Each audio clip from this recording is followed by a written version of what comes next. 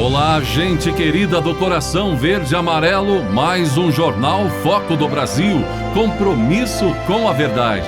Sou Cleiton Basso, mais uma vez quero saber de qual lugar maravilhoso do Brasil ou do mundo você nos assiste o Jornal Foco do Brasil, também deixe o seu comentário, sua opinião, participe do chat ao vivo. É importante ver se o sino de notificações está ativado. Vamos agora às notícias desta edição. O sábado do presidente foi agitado. O presidente Jair Bolsonaro saiu do Palácio da Alvorada sentido Alexânia, Goiás. Nas redes sociais foram compartilhados alguns vídeos. Em um deles, Bolsonaro aparece de moto, acompanhado por seguranças, na estrada Parque Núcleo Bandeirante, rumo a Samambaia, em Brasília.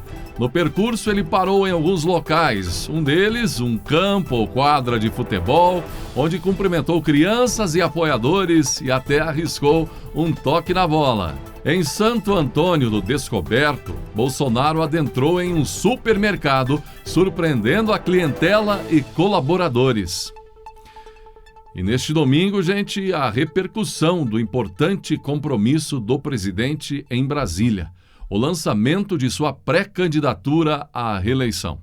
E até para a tomada de ares novos, por isso ele circulou então por regiões do Distrito Federal neste sábado. Gente, embora ainda não seja campanha, o afunilamento vai se dando e a velocidade vai aumentando rumo às eleições em outubro. Haja coração, expectativa, não é? Tem candidatos e candidatos. E agora as definições, tudo vai ficando bem claro e o tempo vai terminando. Semana decisiva, inclusive, no próprio governo, os últimos dias de março e, é claro, a desincompatibilização de nomes importantes, alguns que estão desde o início do governo Bolsonaro e que agora saem para o lançamento de sua candidatura nas eleições em breve. Devido à legislação eleitoral, sabemos que pelo menos aí 10, 11 ministros devem sair de seus ministérios até o dia 1º de abril agora. Então, semana importantíssima, mudança no governo, novos nomes, é o afunilamento rumo a outubro de 2022. Jovens reagiram à cantora Anitta. É verdade, jovens reagem à Anitta depois de manifestações dela, da cantora, convidando jovens brasileiros a fazerem o título de eleitor. Mas, na mesma mensagem, tecendo críticas ao presidente Bolsonaro, ela foi, mesmo com a crítica ao presidente, até sendo compartilhada por certas autoridades relacionadas, inclusive, à justiça eleitoral. Jovens conservadores, no entanto, e apoiadores de Bolsonaro, movimentaram aí a internet, as redes sociais e deram uma resposta. Nas últimas horas, as redes sociais, sobretudo o Twitter, foram invadidos por declarações de apoio ao presidente. A hashtag #SouJovem, SouBolsonaro22 entrou para os assuntos mais comentados do Twitter. E certamente, contrariando a maioria dos brasileiros, acho que você, por exemplo, não concorda, o pagamento de altos valores aos ex-presidentes da República ainda dando o que falar. Agora, uma nova análise foi feita indicando quanto, só no período do governo Bolsonaro, o Brasil teve que pagar a ex-presidentes do Brasil só com viagens, sem contar outras despesas, só com viagens de ex-presidentes. Ex-presidentes somam 3,4 milhões de reais em despesas de viagens desde 2019. Veja bem, você, não é? Tivemos pandemia no período. Quantos brasileiros não puderam realizar viagem alguma? Alguns tinham a tradição de ir à praia, enfim, respeitaram a pandemia. Outros não tiveram condições financeiras, não é, pelas dificuldades. Mas aí não faltou dinheiro. Mais de 3,4 milhões de reais em despesas de viagens desde 2019 com ex-presidentes, tudo com dinheiro público arcando.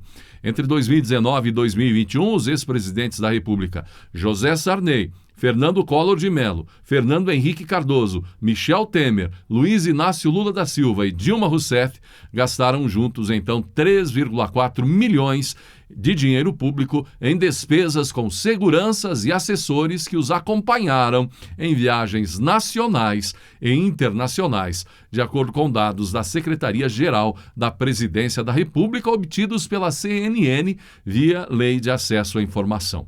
As despesas são legais, não é? Como muita coisa que a gente não concorda que é legalizada neste país. Estão previstas em lei e são pagas pela Presidência da República, que cobre apenas os salários, passagens e diárias dos seguranças e assessores, e não as dos ex-presidentes, que devem pagar as viagens com recursos próprios. As despesas de segurança e apoio a Lula e Dilma em viagens somam, só entre ambos, 2,2 milhões de reais. São os maiores gastadores, maiores do que as de todos os demais ex-presidentes somadas. Sarney, Collor, FHC e Temer gastaram juntos bem menos do que Lula e Dilma, 1,2 milhão de reais no mesmo período. Gente, por isso que é pesado ser brasileiro, não é mesmo? Você pega isso aí, como já falamos, soma as despesas com Câmara dos Deputados, Senado Federal, a Justiça, uma das mais caras do mundo, mais de 100 bilhões por ano no orçamento. Você soma a despesa com deputados e assembleias estaduais, você soma a despesa com vereadores, não é? E não encontra um no chão de fábrica produzindo algo, uma riqueza, um material, um bem para o país.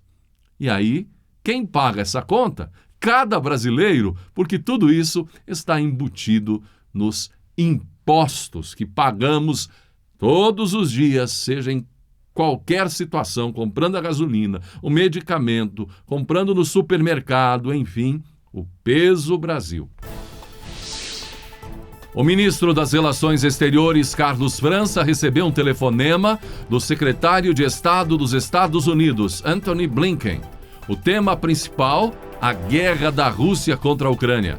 Carlos França sugeriu que o Brasil pode ser mediador e facilitador de um diálogo entre Rússia e Ucrânia, mesmo longe do cenário onde o conflito acontece. Eu não sei se nós podemos mediar a paz.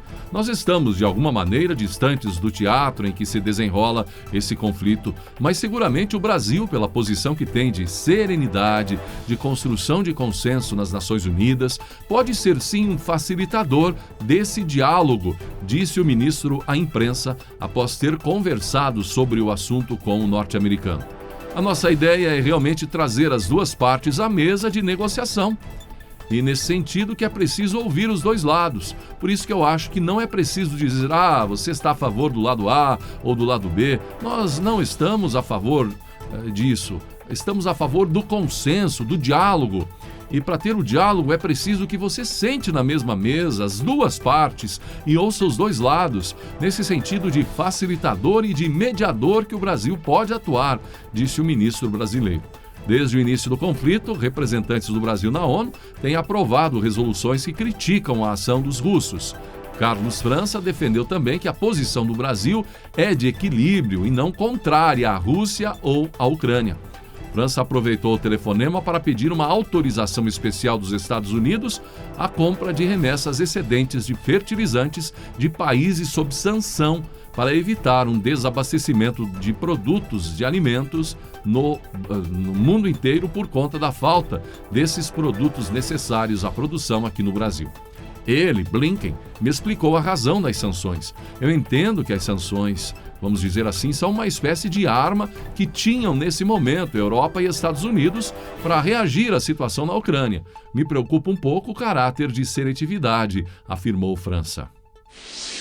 Caso Adélio Bispo. A Polícia Federal fez novas buscas em investigação sobre a facada em Bolsonaro.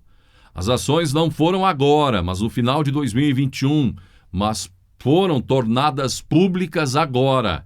Endereços foram obtidos a partir da perícia nos telefones celulares dos advogados que se apresentaram para defender Adélio Bispo. Sem alarde, a Polícia Federal fez buscas no fim do ano passado em endereços obtidos a partir da perícia nos telefones celulares desses advogados que se apresentaram, para defender Adélio Bispo de Oliveira, o homem que atacou Jair Bolsonaro na campanha presidencial de 2018. A informação foi publicada agora pela revista Cruzoé. Os celulares, que haviam sido apreendidos nos meses seguintes ao atentado, passaram um longo período intocados até que, em novembro, a Justiça liberou a análise dos dados armazenados. Até então, a Ordem dos Advogados do Brasil alegava que a perícia colocaria em xeque informações resguardadas pelo sigilo profissional a que têm direito os advogados. Detalhes sobre os endereços visitados pelos agentes na ação realizada com base no laudo são mantidos em segredo absoluto. Mas é possível, gente, que em breve novidades importantes sejam apresentadas. A migração de capitais externos para a América Latina e os juros altos fizeram o dólar cair pela 8ª vez seguida e atingir o menor valor desde o início da pandemia de Covid-19. O dólar comercial fechou a semana vendido a R$ 4,74. A moeda norte-americana está no menor valor desde 11 de março de 2020, quando tinha fechado a R$ 4,72. Naquele dia, a Organização Mundial da Saúde tinha decretado a pandemia global de Covid-19. Apenas na semana que terminamos, o dólar caiu 5,35%. A divisa acumula queda de 7,92% só em março e de quase 15% em 2022. Dois fatores têm contribuído para a entrada de capitais no Brasil e na América Latina. O primeiro é a guerra entre Rússia e Ucrânia, que provocou o deslocamento de capitais do leste europeu para países latino-americanos. A alta das commodities provocada pelo conflito estimula também a entrada de divisas em países exportadores de matérias-primas como o Brasil. O segundo é a alta de juros no continente. No Brasil, a taxa Selic, os juros básicos da economia, está em 11,75% ao ano, no maior nível desde abril de 2017. Juros mais altos, embora tenham os reflexos negativos, tornam países emergentes mais atraentes para investidores estrangeiros. Mais dólares, mais oferta e o preço então cai. É a lei da oferta e da procura. O ministro da Economia, Paulo Guedes, está em viagem internacional. A França e a Espanha. Na agenda, compromissos na Organização para a Cooperação e Desenvolvimento Econômico, OCDE, e com investidores e empresários. Antes de embarcar para a Europa, Paulo Guedes voltou a dizer que o Brasil já está em posição de deslanchar o crescimento e afirmou que é absolutamente garantido que a atividade vai avançar. Com mais de R$1 trilhão de investimentos e o dólar abaixo de R$5, são mais de 200 bilhões de dólares nos próximos 10 anos. São 2 planos Marshall que o Brasil já tem, apesar de toda a turbulência, afirmou o ministro, demonstrando otimismo. Que assim seja, né, Guedes? Os Ministérios do Meio Ambiente, da Justiça e Segurança Pública anunciaram o lançamento da Operação Guardiões do Bioma Desmatamento, com foco no combate ao desmatamento, e as queimadas ilegais na região amazônica. A ação vai mobilizar 1.200 agentes das Polícias Federal e Rodoviária Federal, também Força Nacional de Segurança Pública, IBAMA e ICMBio, além de contar com o apoio das Forças de Segurança Pública dos estados. Segundo o ministro do Meio Ambiente, Joaquim Leite, a proposta é distribuir o efetivo por 10 bases operacionais e reforçar o patrulhamento, principalmente no sul do Amazonas e no Pará. De acordo com Leite, a ação de combate a atividades predatórias lançada é diferente da Operação Guardiões do Bioma, já realizada em 2021 para combater as queimadas no Pantanal, Cerrado e na Amazônia. A Operação Guardiões do Bioma contra incêndios vai se repetir este ano, abrangendo o Pantanal, o sul do Amazonas e parte do Cerrado. Já a Guardiões do Bioma Desmatamento é uma força especial com foco no bioma amazônico, disse o ministro Joaquim Leite à Agência Brasil. Ainda segundo o ministro, a iniciativa promoverá uma maior integração entre os vários órgãos públicos responsáveis por coibir atividades ilegais e proteger a flora e a fauna. O ministro da Justiça e Segurança Pública, Anderson Torres, também destacou a importância da integração entre os órgãos públicos. Vamos trabalhar para estarmos mais próximos de onde os crimes acontecem para assim podermos chegar mais rápido, disse Torres. Excelente iniciativa, é preciso fazer o que tem que ser feito. Está aí, a gente sabe que para proteger o meio ambiente, a região Amazônia, Pantanal, enfim, é preciso ação. E cada vez mais, não é? porque os criminosos estão cada vez mais interessados na riqueza, não só gente do Brasil, mas ONGs, isso e aquilo, tentando pegar um bocado do que é nosso aí. E só com a ação, fazendo o que precisa ser feito, o que tem que ser feito, é que o Brasil vai evitar o desmatamento, o problema ambiental, sobretudo também, né, isso, mas ainda as críticas internacionais que podem prejudicar até o mercado nacional do agronegócio no sentido da exportação. Então, ação aí é o que estamos vendo e ainda mais é preciso fazer contra os criminosos do meio ambiente. Um nó no lençol. Uma história de amor emocionante. Na reunião de pais de família de uma escola, a diretora ressaltava o apoio que eles deveriam dar a seus filhos. Ela entendia que, embora a maioria dos pais da comunidade fosse trabalhadora, eles, os pais, deveriam buscar ter mais tempo para se dedicar e estar com as crianças. Entretanto, a diretora se surpreendeu quando um dos pais se levantou e explicou que definitivamente não tinha tempo de falar com seu filho durante a semana. Quando saía para o trabalho, era muito cedo e seu filho ainda estava dormindo. E quando voltava para casa, era muito tarde e a criança já estava dormindo novamente. Além disso, o pai explicou que tinha que trabalhar dessa forma para sustentar a família. E essa, infelizmente, é a realidade de muitos e muitos pais. Acrescentou que não ter tempo para o filho o angustiava muito. No entanto, ele buscava compensar a falta da presença, dando-lhe um beijo todas as noites, quando chegava em casa. E para que seu filho soubesse que ele havia ido vê-lo enquanto dormia, fazia um nó na ponta do lençol. Quando meu filho se levantava e via o nó, sabia que eu, seu pai, estive ali, que dei um beijo em sua face. O nó foi um meio de elo de comunicação entre nós. A diretora se emocionou com aquela incrível história, simples ao mesmo tempo. Surpreendeu ainda mais quando comprovou que o filho daquele homem era um dos melhores alunos da escola. Para expressar o amor, não há limites. Há fórmulas, segredos, ideias. Basta ter vontade. E para você que gosta de nossas reflexões, convido a se inscrever em meu canal pessoal, Cleiton Basso, Fé Inabalável. Lindas reflexões, Palavra de Deus, Bíblia e o resumo antecipado da série Reis da Record TV. Clique no link que está aparecendo agora e não esqueça de ativar as notificações.